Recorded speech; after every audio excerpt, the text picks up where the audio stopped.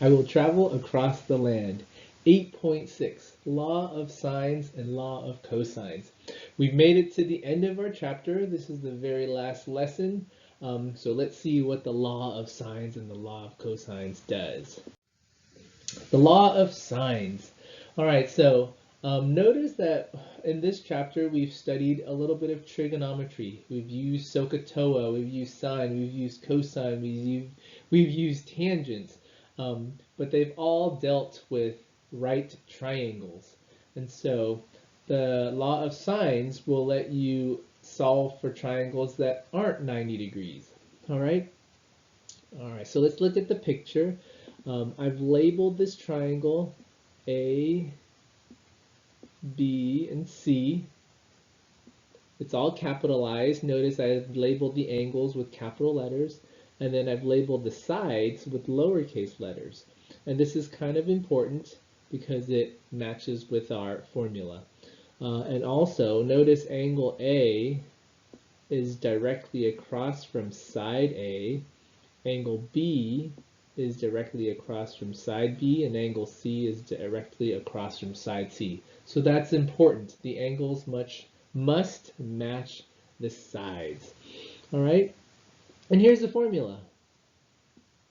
Side A over sine of angle A is equal to the side B over angle side B, and then side C divided by angle sine C. All right? And then there's an or. You can actually flip the entire rule upside down and the rule will still work. You could put the angles on top and then the sides are on bottom. It doesn't matter. You use the law of sines when two angles are given. All right, so let's see how that works. Here we have a triangle. It is not a right triangle, and so you can't use SOHCAHTOA, you can't use Pythagorean theorem, you can't use any of that stuff. So let's use the law of sines to solve for x. Here's x. Across from it is angle 38. We're going to use also 9, and then across from that, angle 64. There's the setup. X, and then across from that is angle 38, but make sure you put that sign in there. There's 9, and then across from that, angle 64. Okay, once you have that set up, let's go ahead and cross multiply. Remember, cross multiplying looks like this.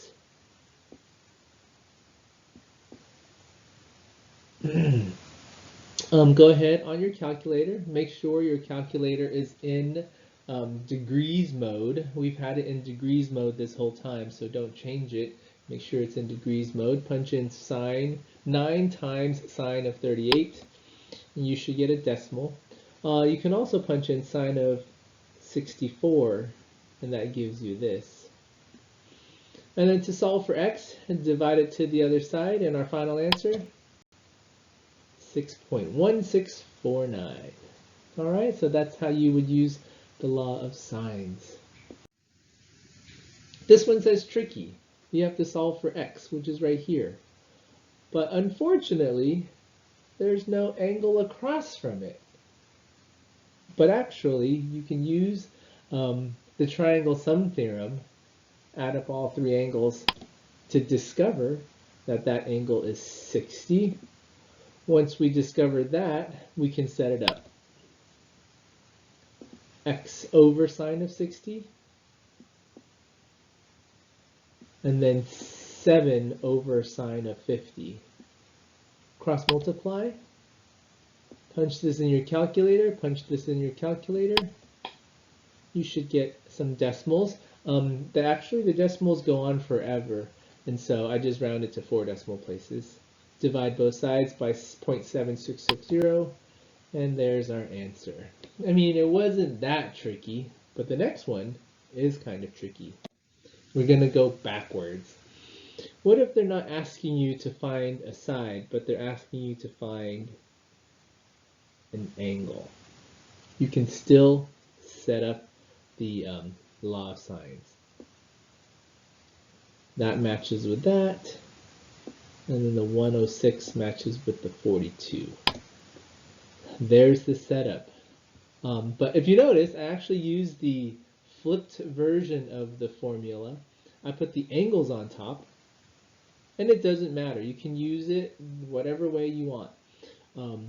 But here's sine of m, and that's divided by 25, and then sine of 106, and that's divided by 42. Don't forget the sine button.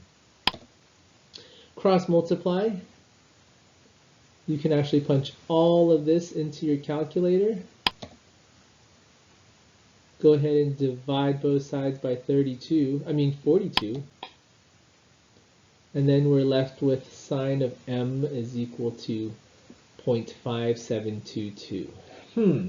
I wonder, how do you solve for m from here?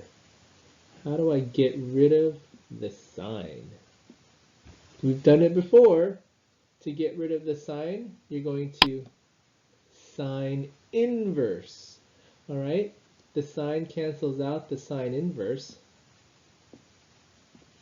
And then you have to sine inverse this side.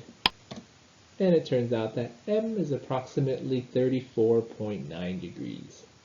All right? Let's go ahead and do the law of cosines. If you look at it, a squared is equal to b squared plus c squared. Looks kind of like the Pythagorean theorem, but because we no longer have a 90 degree in the triangle, we have this extra trigonometric part to it. All right, so the only thing that you need to be careful with this is the matching it up. These are sides. Lowercase means side, side, side, side, side. This is an uppercase, so that means that that's an angle. So you're going to fill in a whole bunch of sides and then one angle. The other thing you're going to have to be careful is this angle has to match this side. All right, so opposite ends of the equation. This angle at the very end has to match the side at the very beginning. Otherwise, the formula will be wrong. And then it says you use the law of cosines when two sides are given. So the law of sines when two angles are given, the law of cosines when the two sides are given. All right, let's see how this works. There it is. We have two sides that are given, and then we're trying to look for the third side, and then they give you the angle. There's the formula. We're looking for the x. Remember, this has to match up with the angle, and then the b and the c don't matter. In this case, the b I'll use as 5, and the c I'll use as 7. So filling in everything, here's the 5, here's the 7, here's the 5 and the 7 again, and then cosine of 39. You can actually punch all of this into your calculator, but if you wanted to show your work, you would do it one step at a time.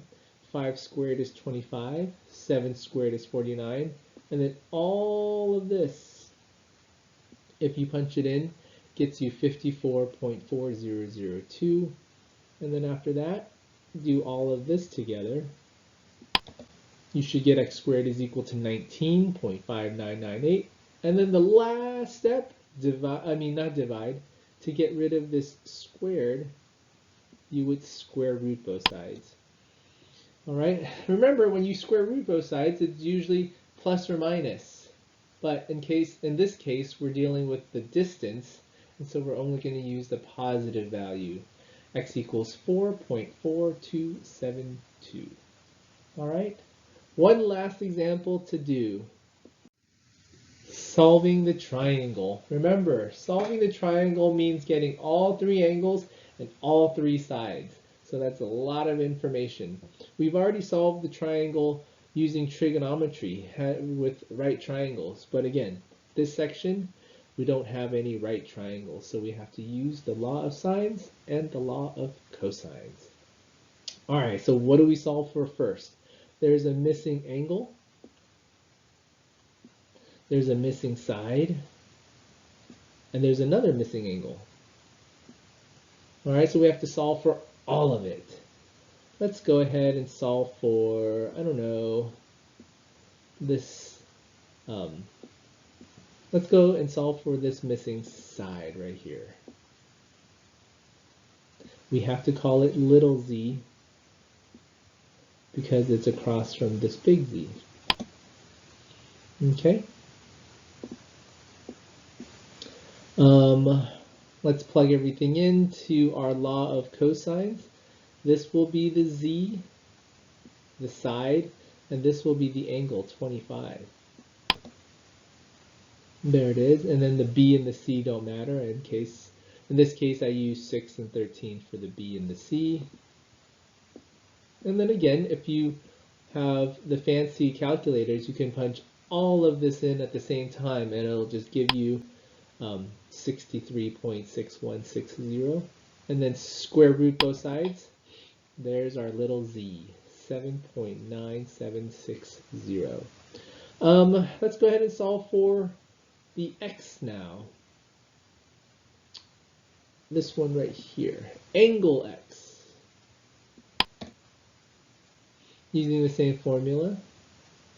In this case, our angle x goes here. And then what do you think goes in the A? What has to go in the A? The side that's across from it, 13. All right, so there is the law of sines written out. The 13 is in the A spot, the 6 is in the B spot, and we're actually using the side that we just found for Z that was right here. All right, same thing. The side that we found for Z was right there. This one requires a little bit more work, so we're going to show all of our steps. We're going to do 13 squared. We're going to do 6 squared. We're going to do 7.9760 squared. Let me erase some of this. And then I actually punched in all of these into the calculator. 2 times 6 times 7.9760. So we have that. Next step, we're going to combine just these two together. Not this one yet. That one is attached to the cosine, so it cannot be combined. All right. Next step, bring this 99 to the other side. Next step, now we're going to go ahead and divide this to the other side. And so we're left with negative 0.7249 is equal to cosine x. How do we solve for x? How do we get rid of this cosine? Cosine inverse both sides. The cosine inverse will cancel that out. And then we have x is about 136 degrees. The last thing we have to solve for is angle y. But guess what? You don't have to use a lot of work. Since we just solved for angle x to be 136, we know angle z is 25. Using the triangle sum theorem, we should find y to be 19 degrees. All right? That was a pretty complicated problem. We used a lot of information, but it is the end of the chapter, so we're using everything we know all in one problem. All right? Good luck on the homework.